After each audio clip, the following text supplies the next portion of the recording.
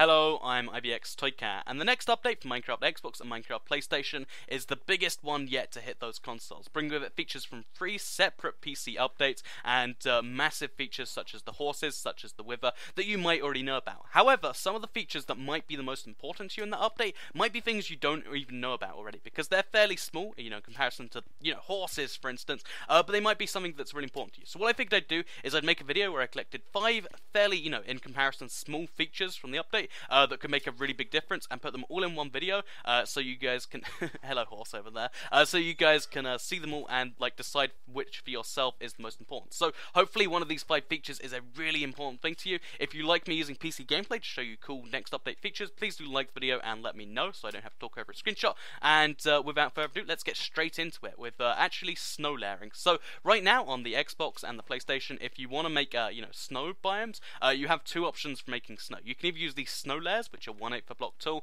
or you can use snow blocks, which will look like this. And that's the only way it will spawn naturally too, even after the update. As you can see, it just isn't very impressive. It's just snow on a place, and it doesn't look realistic at all. And especially if you want to fade from one block to the other, there's just this, like this, for instance. However, with the addition of this next update, you can actually have as many layers of snow on the same block as you want. So you can have 1 layer of snow there, and then 4 there, for instance, and then 5 there, for instance. And yeah, it basically allows you to custom layer it as much as you want. And it's a really cool feature because it means you can have a really smooth gradient like this, and it means you can make much more natural snow builds, which is a really big thing for snow builders, I have no doubt. So let's place a few blocks there. Let's get rid of this block, and as you can see, it's a really handy feature. So personally, I think I'm only going to be using it to make really smooth staircases, because they're all 1/8 of a block each, which means going up and down them is just this really smooth experience. I don't do that many snow builds, but you can see just how useful this could be if that's your type of thing. So multiple snow layers up to 8 each, 1, 2, 3, 4, 5, 6, 7, 8 is the first feature coming in the next update you might not know about. So the next one is actually crouch placing. So this is one you might have heard about but not understood. Basically, if you go into crouch mode or sneak mode, it's called both sometimes, which is where you can't fall off blocks like this, as you might already know.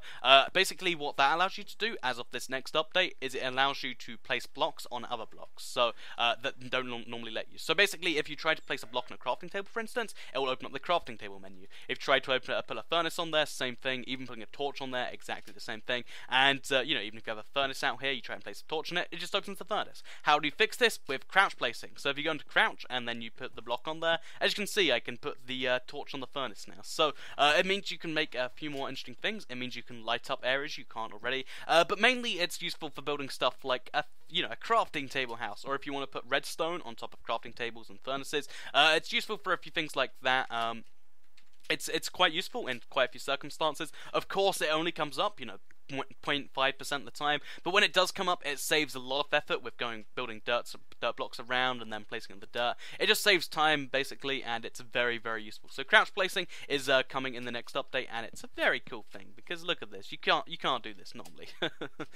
So let's place our final torch down, and let's move on to the next one, which is actually being able to quickly put on armor. So it's just quickly placing it on. So this is mainly only handy for honestly for like Hunger Games and other game modes where you need to be quick. But basically, where before you had to manually go in, put it on you like this, basically with this next update, you can quickly place it on yourself. So you can just right click, or it's left trigger on the console, and the armor instantly goes on. It's a really big time-saving feature. It just makes sense, honestly, past a point, and it means you can just instantly put armor on, and as you can see, I've got it on right now. So it's a very handy feature, and when it comes to PvP, it's just so big, and honestly, it's kind of annoying to me because I play a bit of PC, and then when I go on console, it's like, why can't I just left trigger? So that's more of an ease of use thing, but you can still do it. Also, by the way, as to quickly combine 2 things, you can place snow on crafting tables like this.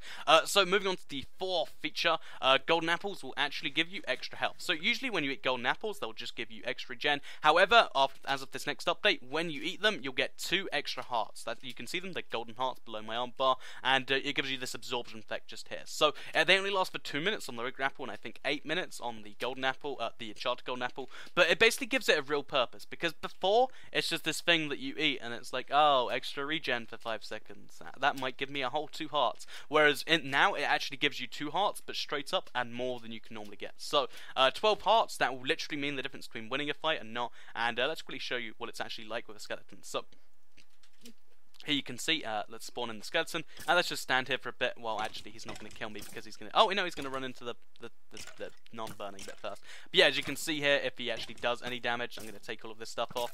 He's actually going to slowly take away my absorption health, and then when it's gone, it's gone. You can't regen back into it, even though absorption's there. So, that's what it can do, but you got to make sure you use it right, because, you know, like I said, when it's gone, it's gone. So it's just a nice kind of extra immunity. It's kind of like armor in video games, you know, a lot of video games, and it's quite nice to see that in Minecraft with the golden apples. Let's eat another one because we're actually quite hungry and need the help, and let's watch the quick regeneration as well as the absorption. So for this fifth and final little small feature coming in the next update, I'm gonna have to go to the Nether. So I'm gonna use a command block, which is actually a feature we don't know if it's confirmed yet for the Xbox.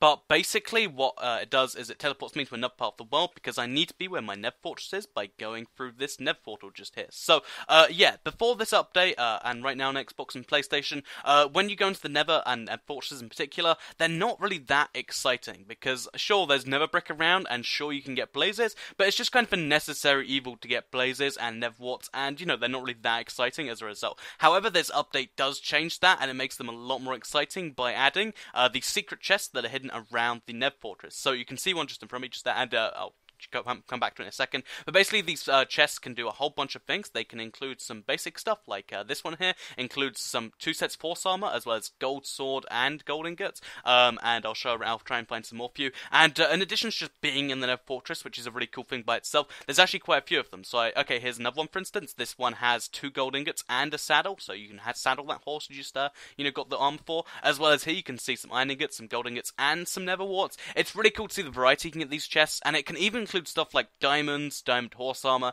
and yeah, it's a really good reason to come into the Nether just to get this. See, diamonds just for coming to the Nether, and yeah, it's a really big incentive. I think it's quite cool. 2 more sets of horse armor, and yeah, a really important part of the game. So yeah, that's Nether fortress chests in a, you know, kind of nutshell. A really decent reason to come to the Nether, a really good way to get diamonds, diamond horse armor, that sort of stuff, and I'm sure it'll mean there'll be really good seeds that will have like 20 diamonds in the Nether, and that will just be like a reasonably common thing to expect. So that's exactly what's going on with the Nether. So just quickly look around there for some more. You can see it's mainly the indoor parts that have the chests, and if you want to find them, that's where you need to look. Otherwise, I hope you enjoyed this video. Please do like it if you did like it.